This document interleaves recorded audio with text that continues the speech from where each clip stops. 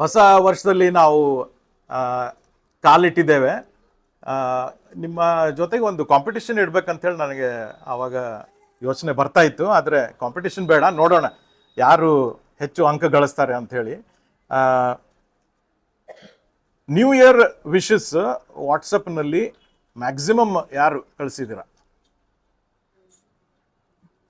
WhatsApp messages, new year messages ವಾಟ್ಸಪ್ನಲ್ಲಿ maximum ಅತಿ ಹೆಚ್ಚು ವಿಶಸ್ಗಳನ್ನು ಕಳಿಸಿದವರು ಯಾರು? ಓಕೆ, ಯಾರು ಇರ್ಬೋದು? ಗೆಸ್ ಮಾಡ್ಬೋದಾ ನೀವು?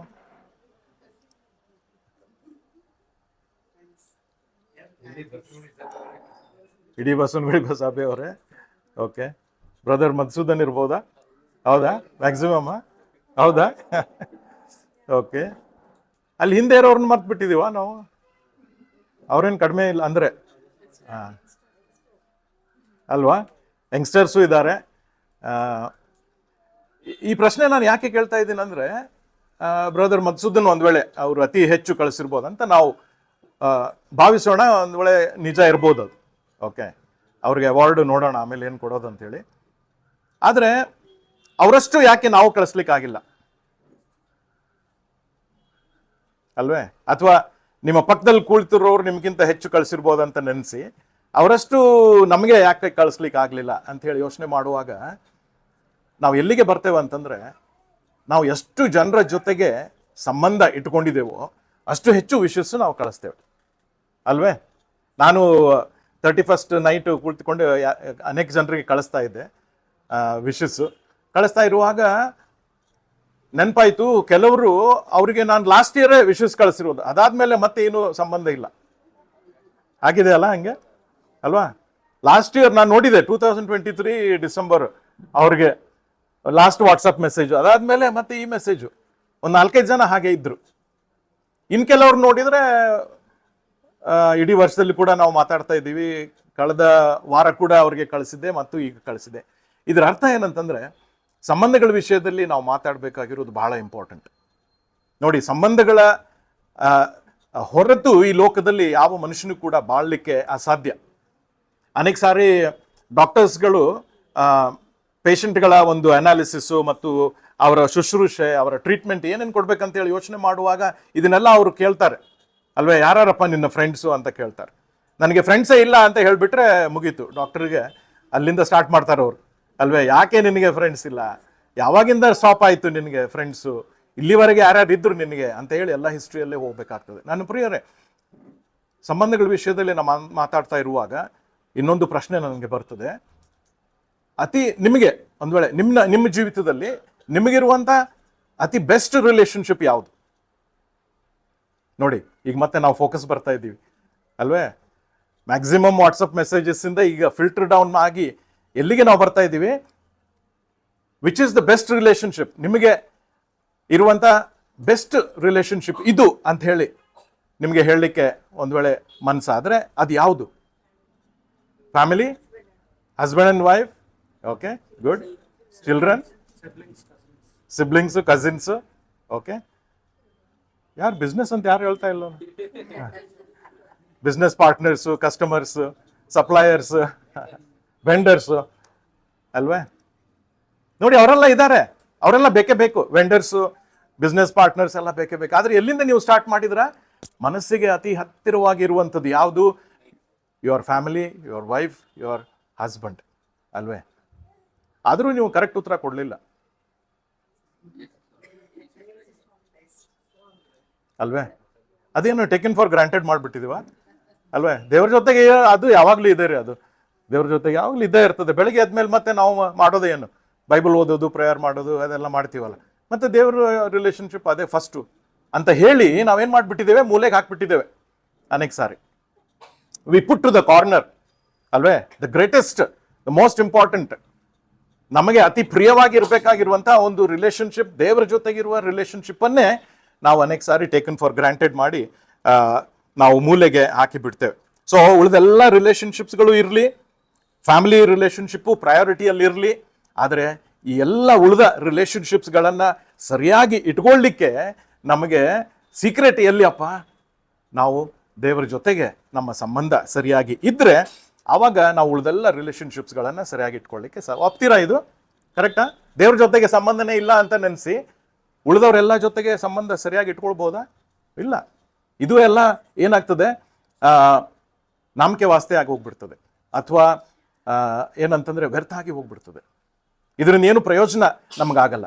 ಅದಕ್ಕೆ ನಾವು ಸ್ಟಾರ್ಟ್ ಎಲ್ಲಿಂದ ಮಾಡ್ಬೇಕಂತಂದ್ರೆ ದೇವ್ರ ಜೊತೆಗಿರುವಂತ ಸಂಬಂಧ. ಹಾಗಿದ್ರೆ ಈಗ ಮೂರನೇ ಪ್ರಶ್ನೆ, what type of relationship do you have with God? ದೇವರ ಜೊತೆಗೆ ಎಂಥ ಸಂಬಂಧ ನೀನು ಇಟ್ಕೊಂಡಿದೀಯಾ? ಅರ್ಥ ಆಗುತ್ತಾ? ಓಕೆ, ಎಂಥ ಸಂಬಂಧ ಅಂತ ಹೇಳ್ಬೇಕಾದ್ರೆ ಇನ್ನೂ ಸ್ವಲ್ಪ ಎಕ್ಸ್ಪ್ಲೇನ್ ಮಾಡ್ತೇನೆ. ದೇವರು ನಿನಗೆ ಯಾರು? Who is God to you? ಕರೆಕ್ಟಾ? ಯಾ. ಸೊ ಎಲ್ಲರೂ ಒಂದೇ ಉತ್ತರ ಕೊಡ್ತೀರಾ? ಇಲ್ಲ ಅಲ್ವೇ? Definitely no. ಯಾಕೆ? ಒಂದು ನೋಡೋಣ ಕೆಲವು ಎಕ್ಸಾಂಪಲ್ಸ್. ಓಕೆ, ಹೇಳಿ examples. Who is God to you? ದೇವರು ನಿನಗೆ ಯಾರು? Personal saviour. Okay. Father. Okay. Redeemer. ಮತ್ತೆ counsellor. Okay, good, very good. ಮತ್ತೆ saviour. Saviour who gives eternal life. ಮತ್ತೆ ಸ್ತ್ರೀಯರು, who is God to you? ರಕ್ಷಕನು. ಗುಡ್. ವಿಮೋಚಕನು, ಕಾಯುವಾತನು, ಪ್ರೀತಿಯುಳ್ಳ ದೇವರು. ಅಲ್ಲ, ಸ್ಪಿರಿಚುವಲ್ ಆನ್ಸರ್ಸೇ ಕೊಡ್ಬೇಕಂತಿಲ್ಲ. ಪ್ರೊವೈಡರ್, ಪ್ರೊಟೆಕ್ಟರ್, ಆತ್ಮಿಕ ತಂದೆ, ಪೀಸ್ ಗಿವರ್. ಓಕೆ. ಓ ನೋಡಿ, ಇದೆಲ್ಲ ಆದ್ಮೇಲೆ ಲಾಸ್ಟಿಗೆ ಬಂತು ಈಸ್ ಮೈ ಫ್ರೆಂಡ್ ಅಂತ ಹೇಳಿ. ಫ್ರೆಂಡ್ ಅಷ್ಟು ಸ್ಪಿರಿಚುವಲ್ ವರ್ಡ್ ಅಲ್ಲಲ್ಲ, ಅದಕ್ಕೆ ನಾವು ಹೇಳಲಿಲ್ಲ ಅದನ್ನ. ಬಟ್ ಯು ನೋ, ಒಬ್ಬ ಮನುಷ್ಯನಿಗೆ ದೇವರು ಫ್ರೆಂಡ್ ಆಗಿದ್ರೆ ಅವನಿಗೆ ಇನ್ಯಾವ ಫ್ರೆಂಡ್ಸು ಬೇಡ ಅಂತಲ್ಲ, ಆದ್ರೆ ಅವನೊಬ್ಬನಿದ್ರೆ ಸಾಕು ಅಂತ. ಉಳಿದೆಲ್ಲ ಫ್ರೆಂಡ್ಸ್ಗಳು ಬೇಕು. But if god is not your friend, ಅಥವಾ ಬ್ರದರ್ ಹೇಳ್ದಂಗೆ ಫಾದರ್ ಅಲ್ವೇ, ಉಳಿದ ರಿಲೇಶನ್ಶಿಪ್ಸ್ಗಳಲ್ಲಿ ಅಷ್ಟು ಅರ್ಥ ನಮಗೆ ಕಂಡು ಬರಲ್ಲ. All the other relationship will not be so meaningful. Okay. So ಈಗ ಕೆಲವರ ಸಂಬಂಧ ಹೇಗಿದೆ ಅಂತ ಹೇಳಿ ನಾವು ನೋಡಿದ್ರೆ, ಅವನು ಸೃಷ್ಟಿಕರ್ತ, ನಾವು ಸೃಷ್ಟಿಗಳು ಅಲ್ವೇ, ಅಷ್ಟಕ್ಕಷ್ಟೇ ಸಂಬಂಧ. ಅವನು ಏನಪ್ಪ ಎಲ್ಲ ಸೃಷ್ಟಿ ಮಾಡಿದವನು, ನಾನು ಒಬ್ಬ ಸೃಷ್ಟಿ. ಇನ್ ಕೆಲವರಿಗೆ ಅವನು ದೇವರು, ನಾನು ಭಕ್ತ. ಕರೆಕ್ಟಾ ಅಲ್ವೇ? ಭಕ್ತ ಅಂದಮೇಲೆ ಏನೇನು ಮಾಡ್ಬೇಕು ಅದಷ್ಟೇ ನಾನು ಮಾಡ್ತೀನಿ, ಅಷ್ಟೇ ನಮ್ಮ ಸಂಬಂಧ, ಅದಕ್ಕಿಂತ ಹೆಚ್ಚು ಏನಿಲ್ಲಪ್ಪ ನಮ್ಮ ಸಂಬಂಧ.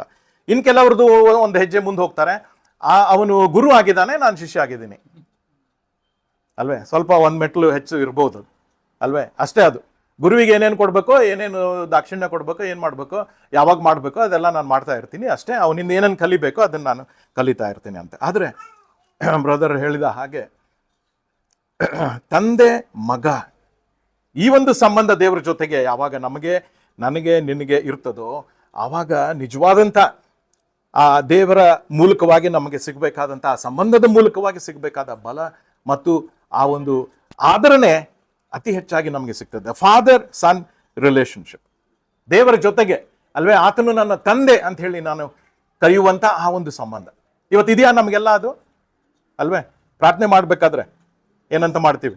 ಪ್ರೀತಿಯುಳ್ಳ ತಂದೆಯೇ ಅಂತ ಹೇಳಿ ನಾವು ಮಾಡ್ತೀವಿ. ಅದು ರೂಢಿಯ ಪ್ರಕಾರ ಮಾಡ್ತೀವ ನಾವು? ನಮ್ಮಲ್ಲಿ ಕೆಲವರು ರೂಢಿ ಆಗಿಬಿಟ್ಟಿದೆ ಅಲ್ಲ, ಪ್ರಾರ್ಥನೆ ಮಾಡಿ ಬರೋದು ಅಂದ್ಕೂಡ ಆಟೋಮ್ಯಾಟಿಕ್ಲಿ ಬಂದ್ಬಿಡ್ತದೆ ಅಲ್ವೇ? ಆಟೋಮ್ಯಾಟಿಕ್ ಆಗಿ ಅಲ್ಲ, ನಾವು ಹೇಳ್ತಾ ಇರೋದು ದೇವರ ವಿಷಯದಲ್ಲಿ ನಾನು ಯೋಚನೆ ಮಾಡುವಾಗ ಆತನು ನನ್ನನ್ನು ಪ್ರೀತಿಸುವಂಥ ತಂದೆ ಆತನಾಗಿದ್ದಾನೆ ಅನ್ನೋದನ್ನು. ಆದರೆ ಪ್ರಿಯರು ಯೋಚನೆ ಮಾಡಿ, ಈ ಸಂಬಂಧ ದೇವರು ತಂದೆಯಾಗಿ, ನನ್ನ ತಂದೆಯಾಗಿ ಇರುವಂಥದ್ದು ಅಷ್ಟು ಸುಲಭನಾ? ಇಲ್ವಾ? ಆಗಲ್ಲ, ಅಷ್ಟು ಸುಲಭವಾಗಿ ಆಗಲ್ಲ. ದೇವರ ವಿಷಯದಲ್ಲಿ ನಾವು ನೋಡುವಾಗ ಸತ್ಯ ಏನಂತಂದ್ರೆ, ಮನುಷ್ಯನಿಗೆ ದೇವರು ತಂದೆ ಆಗ್ಲಿಕ್ಕೆ ಸಾಧ್ಯವೇ ಇಲ್ಲ. ಕರೆಕ್ಟ್ ಅಂತೀರಾ? ಯಾಕಂದ್ರೆ ಮನುಷ್ಯನ ಸ್ಥಿತಿ ಏನಾಗಿದೆ? ದೇವರನ್ನ ತಂದೆಯಾಗಿ ಇಟ್ಕೊಳ್ಳುವಂತ ಯೋಗ್ಯತೆ ಮನುಷ್ಯನಿಗಿದೆಯಾ? ಕಳ್ಕೊಂಡ್ಬಿಟ್ಟಿದವ, ನಾವು ಕಳ್ಕೊಂಡ್ಬಿಟ್ಟಿದೀವಿ. ಆ ಯೋಗ್ಯತೆ ನಮಗೆ ಇಲ್ಲ. ಯಾಕೆ ಅಂತಂದ್ರೆ ದೇವರು ಆತನನ್ನ ನಾನು ಡಿಸ್ಕ್ರೈಬ್ ಮಾಡ್ಬೇಕಂದ್ರೆ, ವಿವರಿಸ್ಬೇಕಂದ್ರೆ ಆತನು ಪರಿಶುದ್ಧ ದೇವರು. He is a holy God. ಮನುಷ್ಯನನ್ನ ನಾವು ಡಿಸ್ಕ್ರೈಬ್ ಮಾಡ್ಬೇಕಂದ್ರೆ ಹೇಳಿ ನೋಡುವ, ಕರೆಕ್ಟಾ? ಸ್ವಲ್ಪ ಗಟ್ಟಿಯಾಗಿ ಹೇಳಿ. ಯಾಕಂದ್ರೆ ಸಾಮಾನ್ಯ ಮನುಷ್ಯನು 100 ಜನ ಮನುಷ್ಯರಿಗೆ ನೀವು ಈ ಪ್ರಶ್ನೆಯನ್ನು ಕೇಳಿದ್ರೆ ಅದರಲ್ಲಿ ಕೆಲವರಷ್ಟೇ ಹೇಳ್ತಾರೆ ಏನಂತ ಹೇಳಿ, ನಾನು ಪಾಪಿ ಅಂತ ಹೇಳಿ. ಕೆಲವು ಧಾರ್ಮಿಕ ಜನರು ಈ ರೀತಿಯಲ್ಲಿ ಹೇಳ್ತಾರೆ ಏನಂತಂದ್ರೆ ಮನುಷ್ಯನು ಮೂಲತಃ ಒಳ್ಳೆಯವನೇ ಅಂತ. ಕೇಳಿದಿರಾ ಇದನ್ನ? ಮನುಷ್ಯನು ಮೂಲತಃ ಒಳ್ಳೆಯವನೇ, ಬೇಸಿಕಲಿ ಮ್ಯಾನ್ ಇಸ್ ಗುಡ್ ಅಂತ ಕೆಲವರು ಹೇಳ್ತಾರೆ, ಯೋಚನೆ ಮಾಡ್ತಾರೆ. ಆದ್ರೆ ಇವತ್ತೆಲ್ಲ ನಾವು ನೋಡುವಂತ ಸಂಗತಿಗಳನ್ನ ನೋಡುವಾಗ, ಮನುಷ್ಯನು ಮಾಡ್ತಾ ಇರುವಂತ ವಿಷಯಗಳನ್ನ ನಾವು ನೋಡುವಾಗ, man is not basically good. ಅದಕ್ಕೆ ಸತ್ಯವೇದದಲ್ಲಿ ನಾವು ನೋಡ್ತೇವೆ, ಏನು, ಮನುಷ್ಯನು ಮೂಲತಃ ಏನಾಗಿದ್ದಾನೆ, ಹುಟ್ಟು ಪಾಪಿಯೇ ಆಗಿದ್ದಾನೆ. So we are sinners and God is a holy God. So ಯಾವ ಸಂಬಂಧ ಇಡ್ಲಿಕ್ಕೆ ಸಾಧ್ಯ ಇದೆ? ಪಾಪಿಯಾದ ಮನುಷ್ಯನಿಗೆ ಪರಿಶುದ್ಧನಾದ ದೇವರ ಜೊತೆಗೆ ಯಾವ್ದಾದ್ರೂ ಸಂಬಂಧ ಇರ್ಲಿಕ್ಕೆ ಸಾಧ್ಯ ಇದೆಯಾ? ತಂದೆ ಅನ್ನುವಂಥ ಸಂಬಂಧ ಅಂತೂ ಬಹಳ ದೂರ ಉಳಿತು. ಯಾವ್ದಾದ್ರೂ ಸಂಬಂಧ ಇರ್ಲಿಕ್ಕೆ ಸಾಧ್ಯ ಇದೆಯಾ? ಯಾವುದೂ ಇಲ್ಲ. ಪರಿಶುದ್ಧನಾದಂತಹ ದೇವರು ಮನುಷ್ಯನನ್ನ ನೋಡ್ಬೇಕಾದ್ರೆ ಮನುಷ್ಯನ ಜೊತೆಗೆ ಅವನಿಗೆ ಸಂಬಂಧ ಅಲ್ಲ, ಅದರ ಬದಲು ಅವನಿಗೆ ಶಿಕ್ಷೆ ಕೊಡ್ಬೇಕು. ಕರೆಕ್ಟಾ ಅಲ್ವೇ? ಯಾಕಂದ್ರೆ ಯಾರ ವಿರುದ್ಧವಾಗಿ ನಾವು ಪಾಪ ಮಾಡಿದ್ದೇವೆ? ದೇವರ ವಿರುದ್ಧವಾಗಿ. ಅದಕ್ಕೆ ದೇವರ ವಾಕ್ಯ ನಮ್ಗೆ ಹೇಳ್ತದೆ, the wages of sin is death. ಪಾಪ ಕೊಡುವ ಸಂಬಳ ಅದು ಮರಣ ಅಂತ ಹೇಳಿ. ಸೊ ಪಾಪಿಯಾದ ಮನುಷ್ಯನಿಗೆ ದಂಡನೆ ಆಗ್ಲೇಬೇಕು. ಓಕೆ, ಸೊ ಇಲ್ಲಿವರೆಗೆಲ್ಲ ನಾವು ಒಪ್ಪಿದೀವಿ. ಆದ್ರೆ ಈಗ ಸಮಸ್ಯೆ ಬರ್ತದೆ. ಯಾರಿಗೆ ಇದು ಸಮಸ್ಯೆ ಅಂದ್ರೆ ದೇವರಿಗೆ ಸಮಸ್ಯೆ. ನೋಡಿ ಏನಾಗಿದೆ ಅಂದ್ರೆ, ಒಂದು ಕಡೆಗೆ ಗಾಡ್ ಇಸ್ ಲವ್, ಕರೆಕ್ಟಾ? ದೇವರು ಪ್ರೀತಿ ಸ್ವರೂಪಿ ಆಗಿದ್ದಾನೆ. ಇನ್ನೊಂದು ಕಡೆಗೆ ದೇವರು ನೀತಿವಂತನೂ ಆಗಿದ್ದಾನೆ, ಅದರ ಅರ್ಥ ನ್ಯಾಯವಂತನೂ ಆಗಿದ್ದಾನೆ. ಹಿ is a just god of justice. ನೀತಿ ನ್ಯಾಯಗಳ ದೇವರು ಈತನಾಗಿದ್ದಾನೆ. ಇನ್ನೊಂದು ಕಡೆಗೆ ದೇವರು ಪ್ರೀತಿ ಸ್ವರೂಪಿ ಆಗಿದ್ದಾನೆ. ಈಗ ದ್ವಿಪಾತ್ರ, ನನಗೆ ಡ್ರಾಮಾ ಮಾಡ್ಲಿಕ್ಕೆ ಬರಲ್ಲ, ಆದ್ರೆ ಈ ಕಡೆ ನಾನು ನಿಂತಾಗ I am speaking of God's love, ದೇವರ ಪ್ರೀತಿ ಬಗ್ಗೆ ನಾನು ಇಲ್ಲಿ ಮಾತಾಡ್ತಾ ಇದ್ದೀನಿ. ಇಲ್ಲಿ ನಿಂತು ನಾನು ಮಾತಾಡುವಾಗ ದೇವರ ನ್ಯಾಯದ ಬಗ್ಗೆ ನಾನು ಮಾತಾಡ್ತಾ ಇದ್ದೀನಿ. ಓಕೆ, ನಡುವೆ ಯಾರು ನಿಂತಿದ್ದಾರೆ? ನಾನು ನೀನು ನಿಂತಿದ್ದೇವೆ. ಪರಿಶುದ್ಧನಾದಂಥ ದೇವರು ಪ್ರೀತಿಯ ದೇವರಾಗಿ ಮನುಷ್ಯನ ಕಡೆಗೆ ನೋಡ್ತಾನೆ. ನೋಡಿ, ಇವನಿಗೆ ದಂಡನೆ ಆಗ್ಬೇಕು ಅಂತ ಹೇಳಿ ಆತನಿಗೆ ಗೊತ್ತಿದೆ. ಆದ್ರೆ ಪ್ರೀತಿಯಿಂದ ತುಂಬಿದಂಥ ದೇವರು ಹೇಳ್ತಾ ಇದ್ದಾನೆ, ಇವನಿಗೆ ದಂಡನೆ ಆಗೋದು ಬೇಡ, ನಾನು ಅವನನ್ನ ಕ್ಷಮಿಸ್ಲಿಕ್ಕೆ ನಾನು ರೆಡಿ ಇದ್ದೇನೆ. ಏನಾದ್ರೂ ದಾರಿ ಹುಡ್ಕೋಣ, ಅವನನ್ನ ಉಳಿಸೋಣ, ಬಚಾವ್ ಮಾಡೋಣ. ಈ ಮನುಷ್ಯನು ಸಾಯಲೇಬೇಕು, ಪಾಪ ಮಾಡಿದಾನೆ, ಈ ಮನುಷ್ಯನು ಸಾಯಲೇಬೇಕು, ಸಾಯತಕ್ಕವನೇ. ನನ್ನ ನ್ಯಾಯ, ನನ್ನ ಜಸ್ಟಿಸ್ ಪ್ರಕಾರ ಈತನು ಸಾಯತಕ್ಕವನೇ. ಇಲ್ಲಿ ನೋಡಿದ್ರೆ ದೇವರ ಪ್ರೀತಿ ಮನುಷ್ಯನ ಮೇಲೆ ಬರ್ತಾ ಇದೆ, ಈ ಕಡೆಯಿಂದ ನೋಡಿದ್ರೆ ದೇವರ ನ್ಯಾಯ ಬರ್ತಾ ಇದೆ. ಇದಕ್ಕೆ ಪರಿಹಾರ ಮನುಷ್ಯನು ಕೊಡ್ಬೋದಾ? ಮನುಷ್ಯನ ಏನಾದ್ರೂ ಹೇಳ್ಬೋದಾ, ದೇವರೇ ನನ್ನ ಹತ್ರ ಸೊಲ್ಯೂಷನ್ ಇದೆ, ಯಾಕೆ ನೀನಿಷ್ಟು ಕಷ್ಟಪಡ್ತಾ ಇದೆಯಾ? ಇಲ್ಲ. ಮನುಷ್ಯನಿಗೆ ದೇವ್ರ ಮುಂದೆ ಬಾಯಿ ಬಿಡುವಷ್ಟು ಕೂಡ ಅವನಿಗೆ ಯೋಗ್ಯತೆ ಇಲ್ಲ. ಸೊಲ್ಯೂಷನ್ ಅಂತೂ ದೂರನೇ ಉಳಿತು. ಹಾಗಿದ್ರೆ ಸೊಲ್ಯೂಷನ್ ಎಲ್ಲಿಂದ ಬರಬೇಕು? ದೇವರಿಂದನೇ ಬರಬೇಕು. God has to give a solution to this problem. ಅದಕ್ಕೆ ನಾವು ನೋಡ್ತೇವೆ, God is love, God is just. ದೇವರು ಮನುಷ್ಯನನ್ನ ಎಷ್ಟಾಗಿ ಆತನು ಪ್ರೀತಿ ಮಾಡಿದ ಅಂತಂದ್ರೆ, ಆತನು ಮಾಡಿದಂಥ ಪಾಪವನ್ನ ಹಾಗೆ ಅಳಿಸಿಬಿಡ್ಲಿಕ್ಕೆ ಆಗಲ್ಲ, ಹಾಗೆ ಮರೆತು ಬಿಡ್ಲಿಕ್ಕೆ ಆಗಲ್ಲ ಅಲ್ವೇ? ಅದಕ್ಕೆ ಇಲ್ಲಿ ನಿಂತಿರುವಂಥ ನ್ಯಾಯವಂತನಾದಂಥ ದೇವರು ಹೇಳ್ತಾನೆ, ಈ ಮನುಷ್ಯನಿಗೆ ದಂಡನೆ ಆಗ್ಲೇಬೇಕು ಅಲ್ವೇ? ಆಮೇಲೆ ಆತನನ್ನು ಒಂದು ವೇಳೆ ಬಿಡಿಸ್ಬೇಕಾದ್ರೆ ನೀತಿ ನ್ಯಾಯ ನಿಯಮಗಳ ಪ್ರಕಾರ ಏನಾಗಬೇಕು ಅಂತಂದ್ರೆ, ರಕ್ತ ಧಾರೆ ಇಲ್ಲದೆ ಪಾಪ ಪರಿಹಾರ ಇಲ್ಲ. ಈಗ ಒಂದು ಸೊಲ್ಯೂಷನ್ ನೀತಿಯುಳ್ಳಂತ ದೇವರು ಆತನು ಕೊಡ್ತಾ ಇದ್ದಾನೆ. ಏನಂತಂದ್ರೆ, ಪ್ರೀತಿಯುಳ್ಳಂತ ದೇವರು ಒಂದು ವೇಳೆ ಆತನನ್ನ ಕ್ಷಮಿಸಬೇಕು ಅಂತ ಹೇಳಿ ಮನಸ್ಸಿದ್ರೆ ಒಂದು ಮಾರ್ಗ ಇದೆ. ಆ ಮಾರ್ಗ ಏನಂತಂದ್ರೆ, ರಕ್ತ ಧಾರೆ ಆಗ್ಬೇಕು, ಆದ್ರೆ ಆ ಮನುಷ್ಯನಿಗೆ ಬಿಡುಗಡೆ ಇದೆ ಅಂತ. ಪ್ರಶ್ನೆ ಈಗ ಬರ್ತದೆ, ಆ ಕುರಿಮರಿ ಯಾರು ಅಲ್ವೇ? ಪಾಪಿಯಾದ ಮನುಷ್ಯನಿಗೆ ಬಿಡುಗಡೆ ಕೊಡ್ಲಿಕ್ಕಿರುವಂತ ಅವನಿಗೋಸ್ಕರವಾಗಿ ರಕ್ತವನ್ನ ಸುರಿಸ್ಲಿಕ್ಕೆ ಯಾರು ರೆಡಿ ಇದ್ದಾರೆ? ಮನುಷ್ಯನ ಸುರಿಸ್ಬೋದಾ? ಯಾಕೆ ಮನುಷ್ಯನ ಯಾಕೆ ಆ ಒಂದು ಬಲಿ ಕೊಡ್ಲಿಕ್ಕೆ ಆಗಲ್ಲ? ಅಲ್ವೇ? ಆ ರಕ್ತ ಅಂತ ಇಂಥ ರಕ್ತ ಆಗ್ಲಿಕ್ಕೆ ಸಾಧ್ಯ ಇಲ್ಲ, ಅದು ಪರಿಶುದ್ಧ ರಕ್ತ ಆಗಿರ್ಬೇಕು. ಯಾಕಂದ್ರೆ ದೇವರು ಆತನೇನಾಗಿದ್ದಾನೆ? ಪರಿಶುದ್ಧ ದೇವರಾಗಿದ್ದಾನೆ. ಪರಿಶುದ್ಧ ದೇವರಿಗೆ ಸ್ವೀಕೃತವಾದಂಥ ಒಂದು ಯಜ್ಞ ಯಾವುದು? ಪರಿಶುದ್ಧ ರಕ್ತವೇ. ಈ ಒಂದು ಪ್ರಶ್ನೆ ಇತಿಹಾಸದುದ್ದಕ್ಕೂ ಅದು ಬರ್ತಾ ಬರ್ತಾ ಇರುವಂತ ಸಮಯದಲ್ಲಿ ದೇವರ ಈ ಎರಡು ಗುಣಲಕ್ಷಣಗಳ ನಡುವೆ ಒಂದು ಸ್ವರ ಈಗ ನಮಗೆ ಕೇಳಿ ಬರ್ತದೆ. ಏನಪ್ಪಾ ಆ ಸ್ವರ ಅಂತಂದ್ರೆ, ನಾನು ಆ ಮನುಷ್ಯನ ಶಿಕ್ಷೆಯನ್ನ ನಾನು ವಹಿಸ್ತೇನೆ. ಆ ಮನುಷ್ಯನ ಸ್ಥಾನದಲ್ಲಿ ಮರಣದ ಆ ಶಿಕ್ಷೆಯನ್ನ ನಾನು ಸಹಿಸ್ತೇನೆ, ನಾನು ಅದನ್ನು ತೆಗೆದುಕೊಳ್ತೇನೆ ಅನ್ನುವಂಥ ಒಂದು ಸ್ವರ ಅಲ್ಲ ಅವರ ಮಧ್ಯದಲ್ಲಿ ಅವ್ರಿಗೆ ಕೇಳಿ ಬರ್ತಾ ಇದೆ. ಆ ಸ್ವರ ಇನ್ಯಾರ್ದು ಅಲ್ಲ, ಅದು ದೇವರ ಸ್ವರವೇ. ಪ್ರೀತಿಯಿಂದ ತುಂಬಿದಂಥ ದೇವರು ಮನುಷ್ಯನನ್ನ ನೋಡಿ ಆತನಿಗೆ ಬಿಡುಗಡೆಯನ್ನ ಕೊಡ್ಲಿಕ್ಕೆ ಆತನು ಸಿದ್ಧನಾಗಂತ ಸಮಯದಲ್ಲಿ ತ್ರಯೇಕ ದೇವರ ಮೂಲಕವಾಗಿ ಹೊರಟು ಬಂದಂತಹ ಒಂದು ಸೊಲ್ಯೂಷನ್ ಅಥವಾ ಪರಿಹಾರ ಏನು ಅಂತಂದ್ರೆ, ನಾನೇ ಅವನ ಸ್ಥಾನದಲ್ಲಿ ಹೋಗಿ ಅವನನ್ನು ನಾನು ಬಿಡಿಸ್ತೇನೆ, ಅವನಿಗೆ ಬರಬೇಕಾದ ಶಿಕ್ಷೆಯನ್ನ ನಾನೇ ತೆಗೆದುಕೊಳ್ತೇನೆ, ಅವನ ಸ್ಥಾನದಲ್ಲಿ ನಾನೇ ಸಬ್ಸ್ಟಿಟ್ಯೂಟ್ ಆಗ್ತೇನೆ ಅನ್ನುವಂಥ ಒಂದು ಪರಿಹಾರವನ್ನ ಯೇಸು ಕ್ರಿಸ್ತನು ಕೊಟ್ಟನು ಅನ್ನೋದನ್ನ ನಾವು ನೋಡ್ತೇವೆ. ಯೇಸು ಕ್ರಿಸ್ತನೊಬ್ಬನೇ ಅದನ್ನು ಕೊಡ್ಲಿಕ್ಕೆ ಸಾಧ್ಯ ಇತ್ತು. ಕರೆಕ್ಟ್ ಅಲ್ವಾ? ಪರಿಶುದ್ಧನಾದಂಥ ದೇವರು ಆತನು ಮನುಷ್ಯ ಸ್ವರೂಪವನ್ನ ಧರಿಸಿ ಈ ಲೋಕಕ್ಕೆ ಆತನು ಬಂದು ಮನುಷ್ಯನ ಹಾಗೆ ಇದ್ದು ಅವನ ಹಾಗೆ ಜನಿಸಿ ಈ ಲೋಕದಲ್ಲಿ ಮನುಷ್ಯನು ಅನುಭವಿಸುವಂತ ಎಲ್ಲ ಕಷ್ಟಗಳನ್ನ, ಶೋಧನೆಗಳನ್ನ, ಎಲ್ಲವುಗಳನ್ನ ಆತನು ಅನುಭವಿಸಿ ಪಾಪ ಮಾತ್ರ ಮಾಡದೆ ಕೊನೆಯ ಉಸಿರಿನವರೆಗೆ, ಅವನ ಮರಣದವರೆಗೆ ಆತನು ಪರಿಶುದ್ಧನಾಗಿ, ನಿರ್ದೋಷಿಯಾಗಿ, ಯಾವ ಕಳಂಕ ಯಾವ ಸುಕ್ಕು ಇಲ್ಲದಂಥವನಾಗಿ ಬದುಕಿ ಅವನು ಉಳಿದರೆ ಅವನು ನಿಜವಾದ ಸಾಕ್ಷಿ ಆಗ್ಲಿಕ್ಕೆ, ನಿಜವಾದ ಯಜ್ಞ ಆಗ್ಲಿಕ್ಕೆ ಸಾಧ್ಯ. ಯಜ್ಞಕ್ಕೆ ಬೇಕಾದ ಕುರಿಮರಿ ಎಲ್ಲಿ ಅನ್ನುವಂಥ ಇತಿಹಾಸದ ಈ ಒಂದು ಪ್ರಶ್ನೆಗೆ ಯೇಸು ಕ್ರಿಸ್ತನೇ ಆತನು ಉತ್ತರವಾಗಿದ್ದಾನೆ, ಆತನೇ ಅದಕ್ಕೆ ಪರಿಹಾರ ಆಗಿದ್ದಾನೆ. ಅದಕ್ಕೋಸ್ಕರ ಯೇಸು ಕ್ರಿಸ್ತನು ತಾನೇ ಈ ಒಂದು ಮಾತನ್ನ ಆತನು ಹೇಳಿದ್ದಾನೆ ಏನಂತಂದ್ರೆ, ನಾನೇ ಮಾರ್ಗವು ಸತ್ಯವು ಜೀವವು ಆಗಿದ್ದೆ. ನನ್ನ ಪ್ರಿಯರೇ, ಈ ಇಡೀ ಇತಿಹಾಸದಲ್ಲಿ ಅನೇಕ ಜನ ಬಹಳ ರಿಸರ್ಚ್ ಮಾಡಿದ್ದಾರೆ, ಯೇಸುವಿನ ಹಾಗೆ ಇನ್ನೊಬ್ಬ ವ್ಯಕ್ತಿಯನ್ನ ನಾವು ಕಾಣ್ತೇವೋ ನೋಡ್ತೇವೋ ಅಂತ ಹೇಳಿ. ಆದರೆ ಯಾರಿಗೂ ಕೂಡ ಸಿಕ್ಕಿಲ್ಲ. ಯಾಕೆಂದ್ರೆ ಆತನ ಹಾಗೆ ಬದುಕಿದವರು ಯಾರಿಲ್ಲ. ಜನನದಿಂದ ಹಿಡಿದುಕೊಂಡು ಪಾಪರಹಿತನಾದಂಥ ಒಬ್ಬ ವ್ಯಕ್ತಿ ಕೂಡ ಆತನ ಹಾಗೆ ಯಾರೂ ಇಲ್ಲ. ಮನುಷ್ಯನಾಗಿ ಇದ್ದರೂ ಕೂಡ ಆತನು ನಿರ್ದೋಷಿಯಾಗಿ ಪಾಪರಹಿತನಾಗಿ ಆತನು ಬದುಕಿದ ಮತ್ತು ತನ್ನ ಪ್ರಾಣವನ್ನು ಆತನು ಈಡಾಗಿ ಕೊಟ್ಟ. ನಾವು ಸತ್ಯವೇದದಲ್ಲಿ ಈ ರೀತಿಯಲ್ಲಿ ನಾವು ನೋಡ್ತೇವೆ, ತನ್ನನ್ನು ಬರಿದು ಮಾಡಿಕೊಂಡು ಯಾವ ರೂಪವನ್ನು ಧರಿಸಿದ? ದಾಸನ ರೂಪವನ್ನು ಧರಿಸಿಕೊಂಡು ಮನುಷ್ಯರಿಗೆ ಆತನು ಸದೃಶನಾದನು. ಹಾಗಿದ್ರೆ ಕ್ರಿಸ್ಮಸ್ ಅನ್ನ ಆಚರಿಸುವಂತ ನಾವು ಸಮಯದಲ್ಲಿ ಅದರ ನಿಜವಾದ ಅರ್ಥ ಏನಂತಂದ್ರೆ, Christ was born to die. ಯೇಸು ಕ್ರಿಸ್ತನು ಈ ಲೋಕದಲ್ಲಿ ಜನಿಸಿ ಬಂದದ್ದು ಯಾಕೆ? ತನ್ನ ಪ್ರಾಣವನ್ನು ಕೊಡುವುದಕ್ಕಾಗಿ. ಅದೊಂದೇ ಮುಖ್ಯವಾದ ಉದ್ದೇಶ. ಪಾಪಿಯಾದ ಮನುಷ್ಯನನ್ನ ಬಿಡುಗಡೆ ಮಾಡಲಿಕ್ಕೋಸ್ಕರವಾಗಿ ಯಾವ ಯಜ್ಞ ಅವಶ್ಯವಾಗಿದೆಯೋ ಆ ಯಜ್ಞವಾಗಿ ನಾನು ಇರುವುದಕ್ಕೋಸ್ಕರವಾಗಿ ನಾನು ಬಂದಿದ್ದೇನೆ ಎಂಬುದಾಗಿ ಆತನು ಹೇಳಿದ.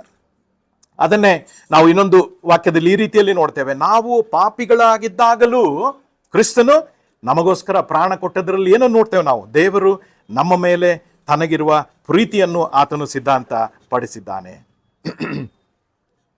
ಯೇಸು ಕ್ರಿಸ್ತನ ವಿಷಯದಲ್ಲಿ ನಾವು ನೋಡುವಾಗ ಹೀಗೆ ಆತನು ಪರಿಶುದ್ಧನಾದಂಥ ದೇವರು ಮನುಷ್ಯಾವತಾರವಾಗಿ ಆತನು ಈ ಲೋಕದಲ್ಲಿ ಜನಿಸಿ ಬಂದು ಮನುಷ್ಯನಾಗಿ ಆತನು ಬೆಳೆದು 33 ವರ್ಷದವನಾದಾಗ ಆತನು ಸಿದ್ಧನಾದ ಏನನ್ನು ಮಾಡಲಿಕ್ಕೆ? ಬಿಡುಗಡೆಯ ಮಾರ್ಗವನ್ನ ಸಿದ್ಧ ಮಾಡುವುದಕ್ಕೆ. He was ready to prepare the way of redemption. ನನ್ನ ಪ್ರಿಯರೇ, ಎಷ್ಟು ಅಮೂಲ್ಯವಾದಂಥ ಒಂದು ಸತ್ಯ ಇದಾಗಿದೆ. ಇವತ್ತು ಒಂದ್ ವೇಳೆ ಇಲ್ಲಿರುವಂಥ ಕೆಲವರು ಇದನ್ನ ಈ ಒಂದು ಸುವಾರ್ತೆಯನ್ನು ಒಂದ್ ವೇಳೆ ಫಸ್ಟ್ ಟೈಮ್ ನೀವು ಕೇಳ್ತಾ ಇದ್ದಿರ್ಬೋದು. ದೇವರು ನಿಮ್ಮನ್ನು ಅದಕ್ಕೋಸ್ಕರವಾಗಿ ಇಲ್ಲಿ ತಂದಿದ್ದಾನೆ, ಆ ಸುವಾರ್ತೆಯನ್ನ ಕೇಳಬೇಕು ಅಂತ ಹೇಳಿ. ಒಂದ್ ವೇಳೆ ಇಲ್ಲಿರುವಂಥವ್ರು ಉಳಿದವರು ಇದನ್ನ ಅನೇಕ ಸಾರಿ ನಾವು ಕೇಳಿದ್ದೇವೆ. ಆದರೆ ಅದರ ಅಮೂಲ್ಯತೆ ಎಷ್ಟಾಗಿದೆ ಅನ್ನೋದನ್ನ ಪ್ರತಿ ಸಾರಿ ನಾವು ತಿರುಗಿ ಕೇಳುವಾಗ ನಮಗೆ ಮತ್ತೆ ತಿರುಗಿ ಅದು ಅರ್ಥ ಆಗ್ತದೆ ಅಲ್ವೇ? ಹಾಗಿದ್ರೆ ಯೇಸು ಕ್ರಿಸ್ತನನ್ನ ನಾವು ನೋಡುವಾಗ ಆತನು ಏನಾಗಿ ಈ ಲೋಕದಲ್ಲಿ ಬಂದ?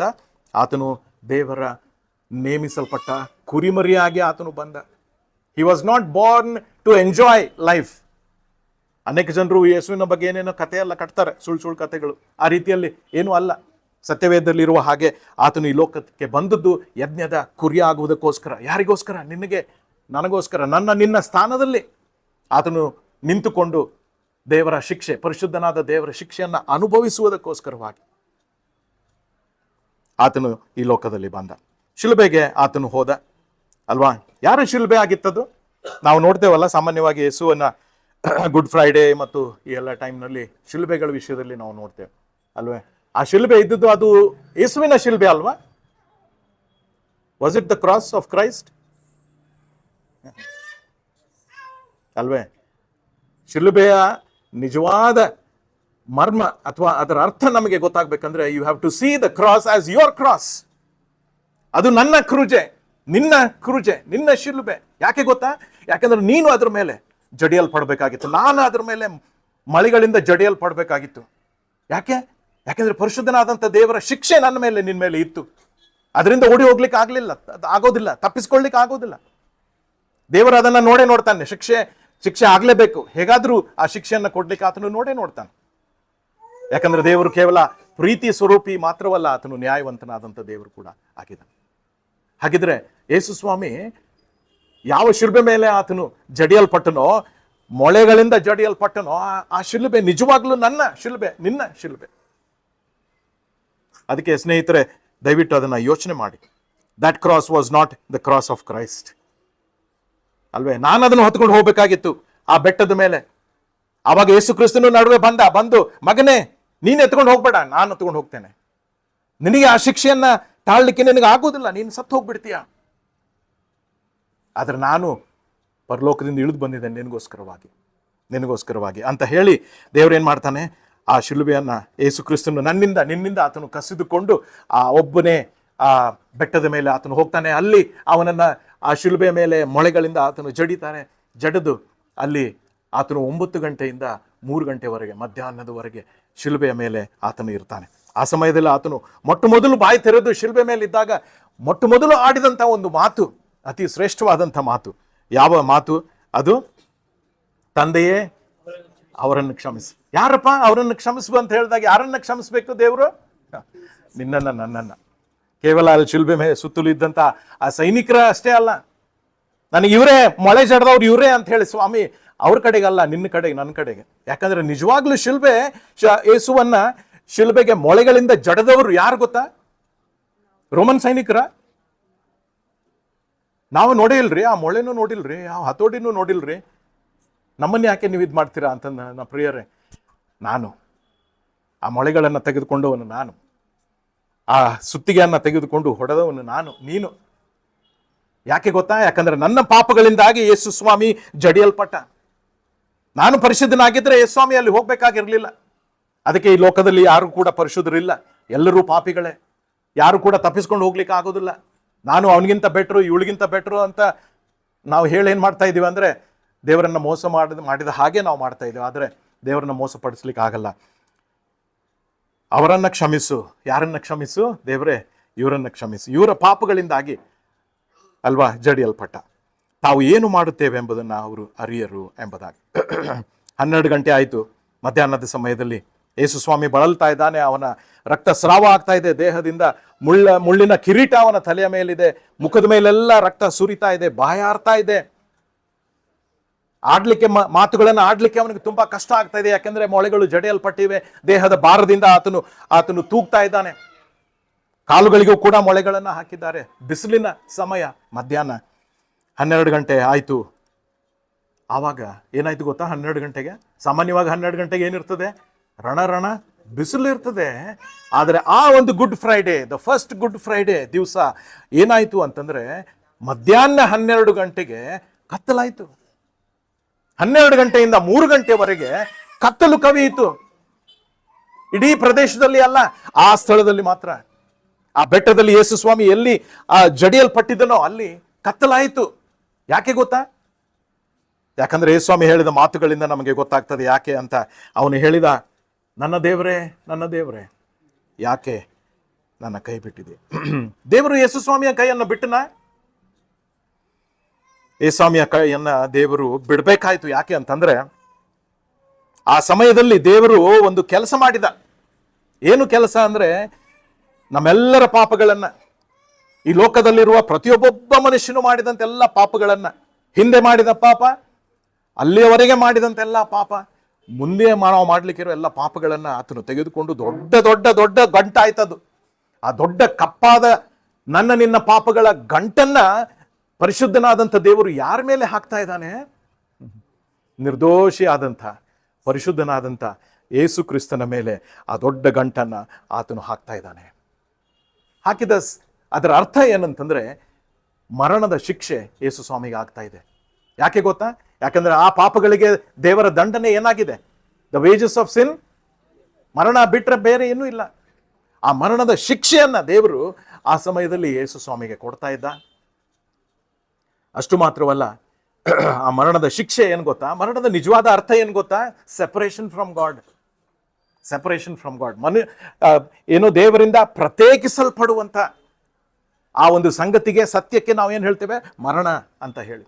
ಅಂಥ ಅನುಭವದ ಮೂಲಕವಾಗಿ ಯೇಸು ಕ್ರಿಸ್ತನು ಆ 12ರಿಂದ 3 ಗಂಟೆವರೆಗೆ ಹೋಗ್ತಾ ಇರುವಾಗ ಅವನಿಗೆ ಆದಂಥ ಯಾತನೆ ಯಾಕೆ ಆಯಿತು ಅಂತಂದ್ರೆ, ತನ್ನ ಪ್ರಿಯ ತಂದೆಯಿಂದ ಆತನು ಬೇರ್ಪಡಿಸಲ್ಪಟ್ಟ.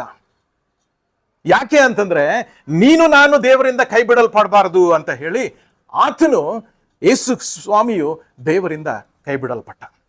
ನನ್ನ ಪ್ರಿಯರೇ, ಅರ್ಥ ಮಾಡ್ಕೊಳ್ಳಿ, ಇನ್ನೊಂದ್ಸಾರಿ ಹೇಳ್ತೇನೆ ಕೇಳಿ. So that you should not be left alone.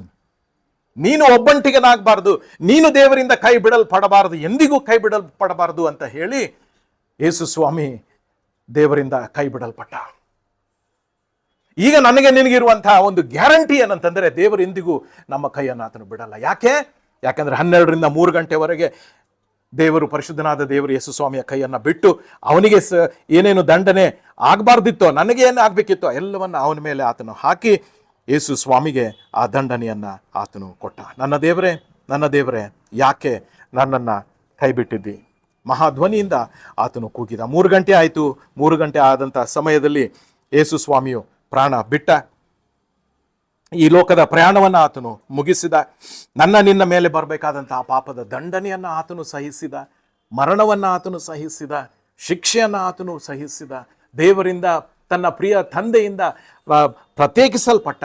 ಬಿಡುಗಡೆಯ ಅನುಭವ ಅವನಿಗೆ ಆಯಿತು. ಯಾತನೆ ಕೇವಲ ದೈಹಿಕವಾದ ಯಾತನೆ ಅವನಿಗೆ ಹೆಚ್ಚಲ್ಲ, ಆದರೆ ಆತ್ಮಿಕವಾದಂಥ ಯಾತನೆ ಅವನಿಗೆ ಬಹಳ ಬಹಳವಾಗಿ ಆದ ಕಾರಣ ಈ ಎಲ್ಲ ಯಾತನೆಯನ್ನು ಅವನು ಅನುಭವಿಸಬೇಕಾಗಿತ್ತು. ಸೊ ಪ್ರಿಯರೇ, ನಾನು ನೀನು ನರಕದ ಅನುಭವ ಅನುಭವಿಸ್ಬೇಕಾಗಿತ್ತು. ಕರೆಕ್ಟಾ? ಪಾಪ ಮಾಡಿದವರಿಗೆ ನರಕನೇ ಪಾತ್ರ. ನನ್ನ ನಿನ್ನ ನರಕದ ಯಾತನೆಯನ್ನ, ನರಕದ ಅನುಭವವನ್ನು ಯೇಸು ಕ್ರಿಸ್ತನು ಅನುಭವಿಸ್ಬಿಟ್ಟ. ನೋಡಿ ಹೇಗಿದೆ. ಯಾರಾದ್ರೂ ಹೇಳಿದಾರ ನಿಮಗೆ, ನಿಮ್ಮ ಪಾಪ ಎಲ್ಲ ನಾನು ಹೊತ್ಕೊಂಡಿದ್ದೇನಪ್ಪ, ನಿಮ್ಮ ಪನಿಷ್ಮೆಂಟ್ ಎಲ್ಲ ನಾನು ತೊಗೊಂಡ್ಬಿಟ್ಟಿದ್ದೀನಿ, ನೀವೇನು ನಿಮ್ಮ ನರಕದ ಯಾತನೆ ನಾನು ಅನುಭವಿಸ್ಬಿಟ್ಟಿದ್ದೀನಿ ಅಂತ ಯಾರಾದ್ರೂ ಹೇಳಿದಾರ ನಿಮಗೆ? ಒಬ್ರು ಹೇಳಿದ್ದಾರೆ, ಇಲ್ಲಿದ್ದಾರೆ ನೋಡಿ, ಅವರೇ, ಇನ್ಯಾರೂ ಇಲ್ಲ. ಅದಕ್ಕೆ ಮನುಷ್ಯ ನರಕಕ್ಕೆ ಹೋಗ್ಬೇಕಾಗಿಲ್ಲ. ಈಗ ಬಿಡುಗಡೆ ಮಾರ್ಗ ಯೇಸು ಸ್ವಾಮಿ ಮಾಡಿಬಿಟ್ಟಿದ್ದಾನೆ. ಮುಂದೆ ಏನಾಯ್ತು ಮುಗಿಸಿ ಆಮೇಲೆ ನಾವು ನಮ್ಮ ಪಾತ್ರಕ್ಕೆ ನಾವು ಬರೋಣ. ಏನಾಯ್ತು ಆಮೇಲೆ? ಅವನನ್ನ ತೆಗೆದ್ರು, ಅವನನ್ನ ಹೂಣಿಟ್ರು. ಅಲ್ಲಿಗೆ ಮುಗಿತಾ? ಫುಲ್ ಸ್ಟಾಪ್ ಆಯ್ತಾ? ಇಲ್ಲ, ಕಾಮ ಇದೆ, ಇನ್ನೂ ಕಾಮ ಇದೆ. ಸ್ಟೋರಿ ಮುಗ್ದಿಲ್ಲ. ಇದು ಆಗಿದ್ದು ಅತಿ ಶ್ರೇಷ್ಠ ಘಟನೆಗಳು. ಇದಕ್ಕಿಂತ ಮುಂದೆ ಬರ್ಲಿಕ್ಕಿರುವಂತವುಗಳು ಕೂಡ ಅತಿ ಶ್ರೇಷ್ಠ ಘಟನೆಗಳು. ಯಾಕೆ ಗೊತ್ತಾ? ಯಾಕಂದ್ರೆ ಇಲ್ಲಿಗೆ ಫುಲ್ ಸ್ಟಾಪ್ ಆಗಿ ಹೋಗಿಬಿಟ್ಟಿದ್ರೆ ಮುಗಿದೋಯ್ತು. ನಾವು ಜೀವಿಸುವ ದೇವರನ್ನ ಆರಾಧನೆ ಮಾಡ್ಲಿಕ್ಕೆ ಆಗ್ತಾ ಇರಲಿಲ್ಲ. ಈ ಲೋಕದಲ್ಲಿರುವಂತ ಅನೇಕ ಜನರು ಆರಾಧನೆ ಮಾಡುವ ಹಾಗೆ ನಾವು ಕೂಡ ಸತ್ತ ದೇವರುಗಳಿಗೆ ನಾವು ಆರಾಧನೆ ಮಾಡ್ಬೇಕಾಗ್ತಿತ್ತು. ಇಲ್ಲ. ಅದಕ್ಕೆ 3 ದಿವಸ ಆದ್ಮೇಲೆ ಏನಾಯ್ತು? ಮೃತ್ಯುಂಜಯನಾಗಿ ಏನನ್ನ ಆತನು ಸೋಲಿಸಿಬಿಟ್ಟ? ಮರಣವನ್ನ ಆತನು ಸೋಲಿಸಿಬಿಟ್ಟ. ಪಾಪದ ಕೊಂಡಿಯನ್ನ ಆತನು ಮುರಿದು ಹಾಕಿಬಿಟ್ಟ. ಪಾಪದ ಕೊಂಡಿ ಮುರಿದು ಹೋಯ್ತು, ಮರಣದ ಕೊಂಡಿ ಮುರಿದು ಹೋಯ್ತು. ಮರಣದ ಮೇಲೆ ಜಯವನ್ನ ಆತನು ಸಂಪಾದಿಸಿ ಮೃತ್ಯುಂಜಯನಾಗಿ, ರಿಸರೆಕ್ಷನ್ ಲಾರ್ಡ್, ಆತನು 3ನೇ ದಿವಸದಲ್ಲಿ ಮೃತ್ಯುಂಜಯನಾಗಿ ಆತನು ಮರಣದಿಂದ ಎದ್ದು ಬಂದನು ಅಲ್ವೇ? ಹಾಗಿದ್ರೆ ದೇವರು ತನ್ನ ಕಡೆಯಿಂದ ಮಾಡಬೇಕಾದಂಥ ಎಲ್ಲ ಕಾರ್ಯವನ್ನು ಆತನು ಮಾಡಿ ಮುಗಿಸಿದ್ದಾನೆ ಪ್ರಿಯರೇ. ಓಕೆ, ಈಗ ಬಹಳ ಒಂದು ಇಂಪಾರ್ಟೆಂಟ್ ಭಾಗಕ್ಕೆ ನಾವು ಬರ್ತಾ ಇದ್ದೇವೆ. ಓಕೆ, ರಕ್ಷಣೆ ಅಥವಾ ಬಿಡುಗಡೆ ಅಥವಾ ವಿಮೋಚನೆ ಅಥವಾ ಮೋಕ್ಷ ಅಥವಾ ಪರಲೋಕಕ್ಕೆ ಹೋಗುವ ಮಾರ್ಗ, ಇದನ್ನ ಸಿದ್ಧ ಮಾಡಲಿಕ್ಕೆ ದೇವರ ಕಾರ್ಯ, ದೇವರ ಪಾತ್ರ ಏನೇನಿದೆಯೋ ಅದೆಲ್ಲವನ್ನ ದೇವರು ಮಾಡಿ ಮುಗಿಸಿದ್ದಾನೆ.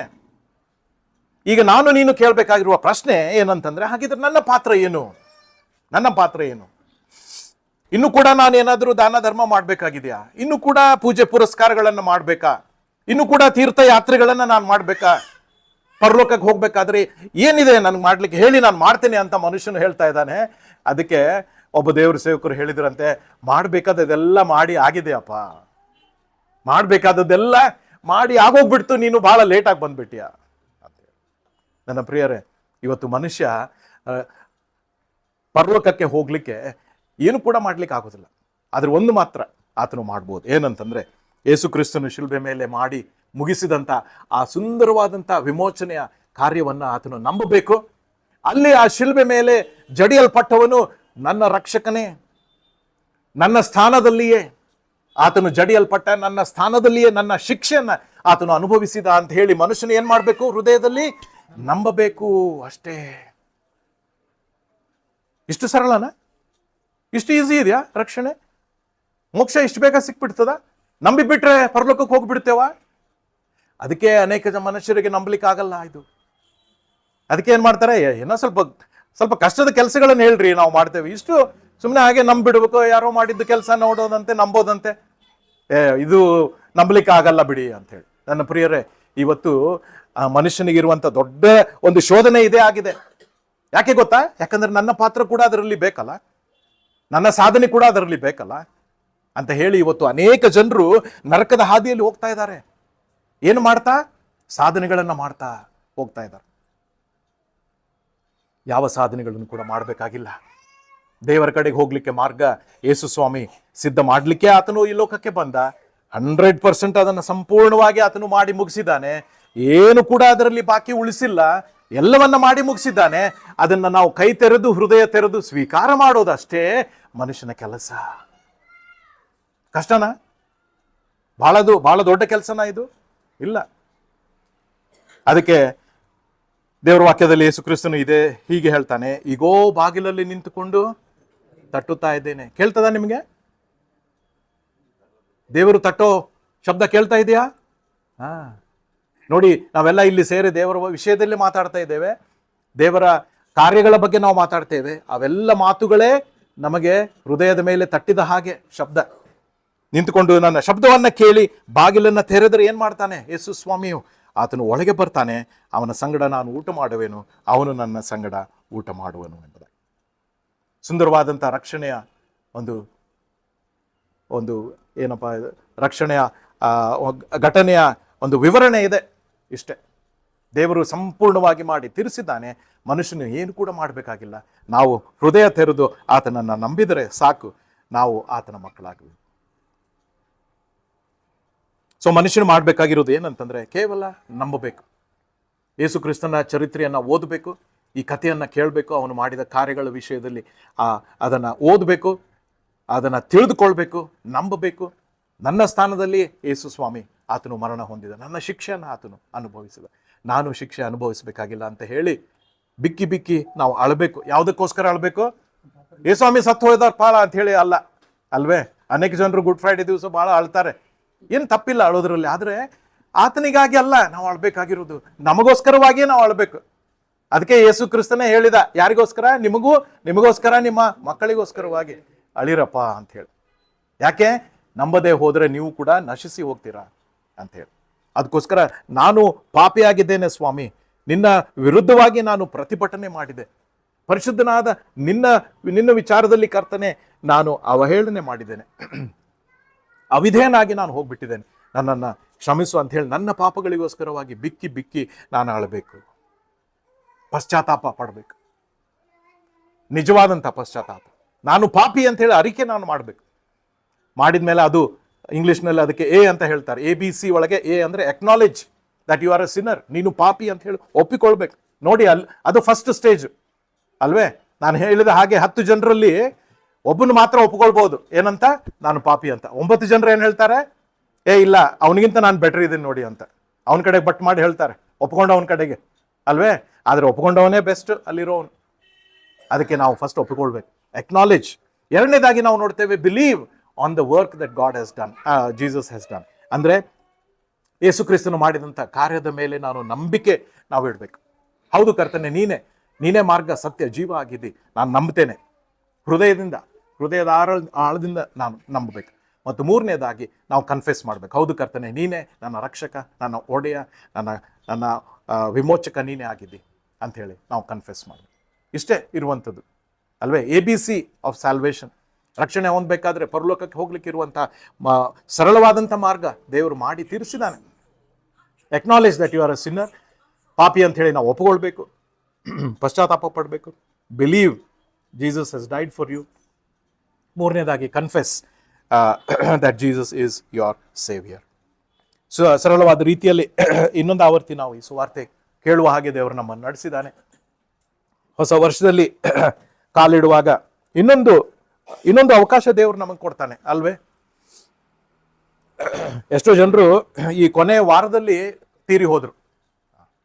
Thank you.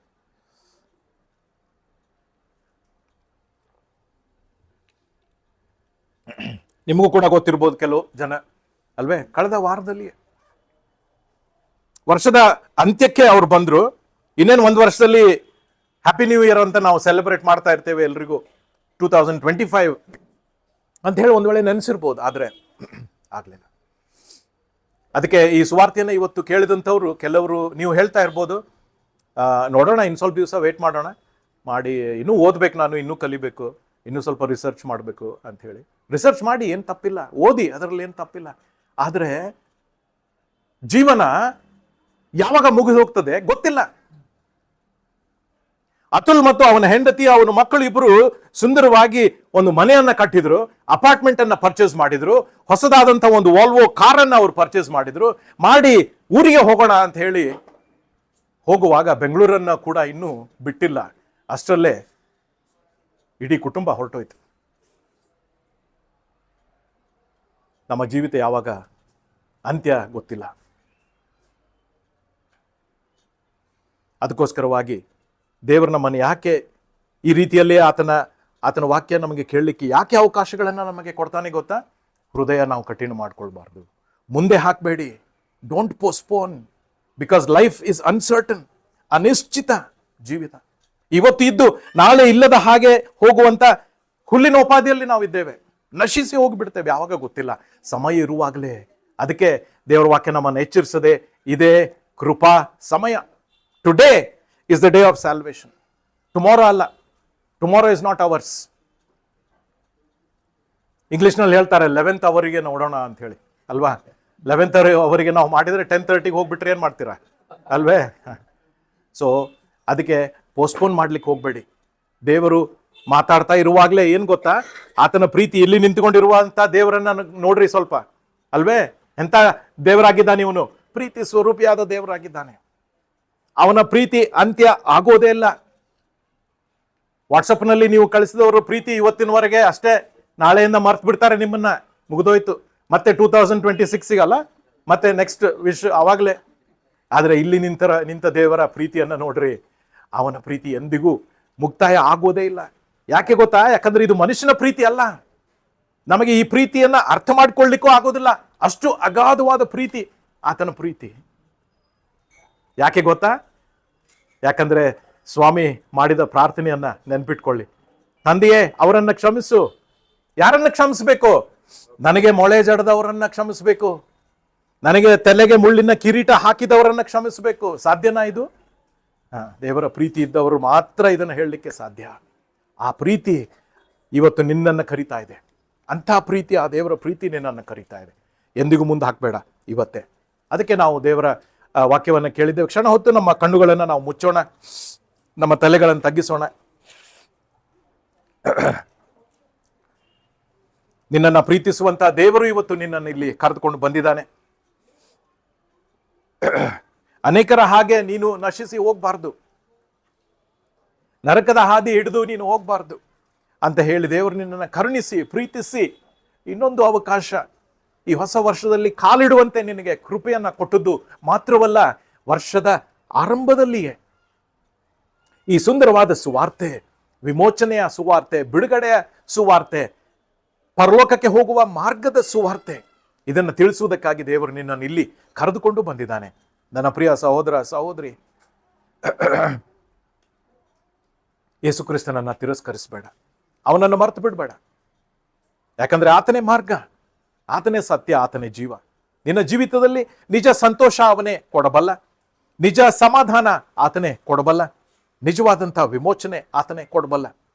ಇನ್ನೆಲ್ಲಿಯೂ ಕೂಡ ನಾವು ಹುಡುಕಾಡಬೇಕಾಗಿಲ್ಲ. ಅದಕ್ಕೋಸ್ಕರ ದೇವರು ನಿನ್ನ ಜೊತೆಗೆ ಮಾತಾಡ್ತಾ ಇರುವಾಗ ನೀನು ಮನಸ್ಸಿನಲ್ಲೇ ನೀನು ದೇವರ ಜೊತೆಗೆ ಮಾತಾಡಿ ಆತನಿಗೆ ಹೇಳು, ಹೌದು ದೇವರೇ, ಈ ಸುಂದರ ಸುವಾರ್ತೆ ನಾನು ಕೇಳುವಂತೆ ನನ್ನನ್ನು ಇಲ್ಲಿ ಕರ್ಕೊಂಡು ಬಂದಿ, ಅದಕ್ಕಾಗಿ ನಿನಗೆ ಸ್ತೋತ್ರ. ಹೌದು ಕರ್ತ, ABC ನಾನು ಮಾಡ್ತೇನೆ, ನಾನು ಪಾಪಿ ಅಂತ ಒಪ್ಕೊಳ್ತೇನೆ ದೇವರೇ. ಯೇಸು ಕ್ರಿಸ್ತನೇ ನನ್ನ ಸಬ್ಸ್ಟಿಟ್ಯೂಟ್, ನನ್ನ ಸ್ಥಾನದಲ್ಲಿ ಆತನು ಶಿಕ್ಷೆಯನ್ನು ಅನುಭವಿಸಿದ ಅಂತ ನಾನು ನಂಬ್ತೇನೆ ದೇವರೇ. ಮತ್ತು ಆತನೇ ನನ್ನ ರಕ್ಷಕ ಅಂತ ನಾನು ಘೋಷಣೆ ಮಾಡ್ತೇನೆ, ಅರಿಕೆ ಮಾಡ್ತೇನೆ. ನನ್ನ ಹೃದಯದಲ್ಲಿ ಬಾ ಯೇಸುವೆ, ನನ್ನ ರಕ್ಷಕ ಆಗಿರು, ನನ್ನ ಒಡೆಯ ಆಗಿರು ಅಂತ ನೀವು ಪ್ರಾರ್ಥನೆ ಮಾಡೋದಾಗಿದ್ರೆ ದೇವರು ಹತ್ತಿರದಲ್ಲೇ ನಿಂತಿದ್ದಾನೆ, ದೇವರು ನಿಮ್ಮ ಪಕ್ಕದಲ್ಲೇ ನಿಂತಿದ್ದಾನೆ. ದೇವರು ನಿಮ್ಮ ಹೃದಯದಲ್ಲಿ ಆತನು, ಹೃದಯದ ಹತ್ತಿರ ಆತನು ನಿಂತುಕೊಂಡು ತಟ್ತಾ ಇದ್ದಾನೆ. ನೀವು ಹೃದಯದ ಬಾಗಿಲನ್ನು ತೆರೆಯುವುದಾಗಿದ್ದರೆ ಆತನು ಒಳಗೆ ಬರ್ತಾನೆ, ನಿಮ್ಮ ರಕ್ಷಕನಾಗ್ತಾನೆ, ನಿಮಗೆ ನಿತ್ಯ ಜೀವ ಆತನು ಕೊಡ್ತಾನೆ, ನಿಮಗೆ ಇಟರ್ನಲ್ ಲೈಫ್, ಶಾಶ್ವತವಾದ ಜೀವಿತ ಆತನ ಜೊತೆಗೆ ಪರಲೋಕದಲ್ಲಿ ಜೀವಿಸುವಂತ ಆ ಜೀವಿತ ಇಲ್ಲಿ ಲೋಕದಲ್ಲಿ ಇರುವಾಗಲೇ ನಿಮಗೆ ಆತನು ಕೊಡುವಾತನಾಗಿದ್ದಾನೆ. ಈ ಲೋಕದ ಪ್ರಯಾಣ ಮುಗಿದ ಮೇಲೆ ನಾವು ಆತನ ಜೊತೆಗೆ ನಾವು ಹೋಗ್ತೇವೆ. ಆ ಒಂದು ಪ್ರಾರ್ಥನೆ ಇವತ್ತು ನೀನು ಮಾಡ್ತೀಯಾ ನನ್ನ ಪ್ರಿಯ ಸಹೋದರ ಸಹೋದರಿ? ನಾಳೆ ಮಾಡ್ತೇನೆ ಅಂತ ಹೇಳ್ಬೇಡ, ಯಾಕಂದ್ರೆ ನಾಳೆ ನಮ್ಮದಲ್ಲ. ಇವತ್ತು ರಾತ್ರಿಯೇ ನಮ್ಮ ಪ್ರಾಣ ಪಕ್ಷಿ ಹಾರಿ ಹೋಗ್ಬೋದು, ಗೊತ್ತಿಲ್ಲ, ಅದು ದೇವರು ನೇಮಿಸ್ತಾನೆ. ಆದರೆ ಸಮಯ ಇರುವಾಗಲೇ, ಕೃಪಾಕಾಲ ಇರುವಾಗಲೇ, ಇನ್ನೂ ಕೂಡ ರಕ್ಷಣೆಯ ದಿವಸ ಇರುವಾಗಲೇ ಆತನ ಬಳಿಗೆ ಬರೋಣ. ಕ್ಷಣ ಹೊತ್ತು ಮೌನವಾಗಿರಿ. ನಾವು ಇರುವಾಗ ದೇವರು ಯಾರ್ಯಾರ ಜೊತೆಗೆ ಆತನು ಮಾತಾಡಿದಾನೋ ಅವರು ತಮ್ಮ ಹೃದಯಗಳಲ್ಲಿ ಈ ರೀತಿಯಲ್ಲಿ ಪ್ರಾರ್ಥನೆ ಮಾಡಿ. ಎಲ್ಲರ ಜೊತೆಗೂ ಕೂಡ ಮಾತಾಡಿದಾನೆ ದೇವರು. ಯಾರು ಆತನನ್ನ ಹೃದಯದಲ್ಲಿ ಅಂಗೀಕಾರ ಮಾಡಿಲ್ಲವೋ, ನಿಮ್ಮ ಜೀವಿತದಲ್ಲಿ ಅಂಗೀಕಾರ ಮಾಡಿಲ್ಲವೋ ಅಂಥವ್ರು ನಿಮ್ಮ ಹೃದಯಗಳನ್ನು ತೆರೆದು ಪ್ರಾರ್ಥನೆ ಮಾಡ್ರಿ. ಆತನನ್ನ ಹೃದಯದಲ್ಲಿ ಅಂಗೀಕಾರ ಮಾಡ್ರಿ, ನಿಮ್ಮನ್ನ ಆತನಿಗೆ ಒಪ್ಪಿಸಿ ಕೊಡಿರಿ.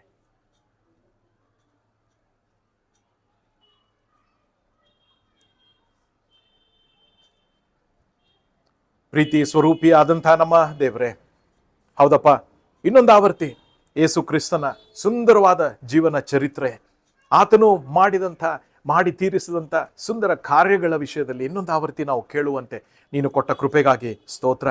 ಹೌದಪ್ಪ, ಈ ಲೋಕದಲ್ಲಿ ನಾವು ನಶಿಸಿ ಹೋಗ್ಬೇಕಾಗಿಲ್ಲ, ನರಕಕ್ಕೆ ನಾವು ಹೋಗ್ಬೇಕಾಗಿಲ್ಲ. ನಮಗೆ ನಿತ್ಯ ಪರಲೋಕದ ಮಾರ್ಗ ನೀನು ಸಿದ್ಧ ಮಾಡಿದ್ದಿ. ಆ ಮಾರ್ಗದಲ್ಲಿ ನಾವು ನಡೆಯುವಂತೆ ನಮ್ಮನ್ನು ಕರ್ತನೆ ನೀನು ನಡೆಸು. ಇಲ್ಲಿ ಯಾರು ಈ ರೀತಿಯಲ್ಲಿ ತಮ್ಮ ಹೃದಯದಲ್ಲಿ ಪ್ರಾರ್ಥನೆ ಮಾಡಿ ತಮ್ಮ ಜೀವಿತಗಳನ್ನು ನಿನಗೆ ಒಪ್ಪಿಸಿಕೊಟ್ಟಿದ್ದಾರೆ ಸ್ವಾಮಿ, ಅಂಥವರನ್ನು ಕರುಣಿಸು. ಅವರ ಹೃದಯದಲ್ಲಿ ನೀನು ಬಾ ಸ್ವಾಮಿ. ಅವರ ರಕ್ಷಕನು ನೀನಾಗಿರು, ಅವರ ಒಡೆಯನ್ನು ನೀನಾಗಿರು ಕರ್ತ. ಅವರ ಜೀವನದಲ್ಲಿ ಬೇಕಾದಂಥ ನಿತ್ಯ ಜೀವ, ಅವರ ಜೀವಿತದಲ್ಲಿ ಬೇಕಾದಂಥ ನಿತ್ಯ ಸಮಾಧಾನ, ನಿತ್ಯ ನೆಮ್ಮದಿ ಅವರಿಗೆ ನೀನು ದಯಪಾಲಿಸು ದೇವರೇ. ನಿನ್ನ ಮಕ್ಕಳಾಗಿ ಅವರು ಈ ಲೋಕದಲ್ಲಿ ಜೀವಿಸಿ ನಿನ್ನ ಸಾಕ್ಷ್ಯ ಮಕ್ಕಳಾಗಿರ್ಲಿಕ್ಕಾಗುವಂತೆ ಅವರನ್ನು, ನಮ್ಮೆಲ್ಲರನ್ನೂ ಕೂಡ ನೀನು ವಿಶೇಷವಾಗಿ ಆಶೀರ್ವದಿಸಿ. ಈ ಹೊಸ ವರ್ಷದಲ್ಲಿ ಕರ್ತ, ಒಂದೊಂದು ದಿವಸ ನೀನು ನಮಗೆ ಕೊಡುವಾಗ ನಿನ್ನ ಮಹೋಪಕಾರಗಳನ್ನು ನಾವು ಜ್ಞಾಪಕ ಮಾಡಿಕೊಳ್ಳುತ್ತಾ ನಿನಗೆ ಕೃತಜ್ಞರಾಗಿ ನಾವು ಈ ಲೋಕದಲ್ಲಿ ಜೀವಿಸುವಂತೆ, ನಿನಗೆ ಉಪಯುಕ್ತರಾದಂಥ ಜನರಾಗಿ ನಾವು ಜೀವಿಸ್ಲಿಕ್ಕಾಗುವಂತೆ ನಮ್ಮೆಲ್ಲರನ್ನ ವಿಶೇಷವಾದ ರೀತಿಯಲ್ಲಿ ಆಶೀರ್ವದಿಸಿ ನಡೆಸಿ. ಎಲ್ಲ ಮಹಿಮೆಯನ್ನು ನೀನು ಹೊಂದಬೇಕಾಗಿ ನಮ್ಮ ರಕ್ಷಕನಾಗಿರುವ ಕ್ರಿಸ್ತೇಸುವಿನ ಅಮೂಲ್ಯವಾದ ನಾಮದಲ್ಲಿ ನಂಬಿಕೆಯಿಂದ ಬೇಡಿ ಹೊಂದಿದ್ದೇವೆ ತಂದೆಯೇ. ಆಮೆನ್. ಆಮೆನ್.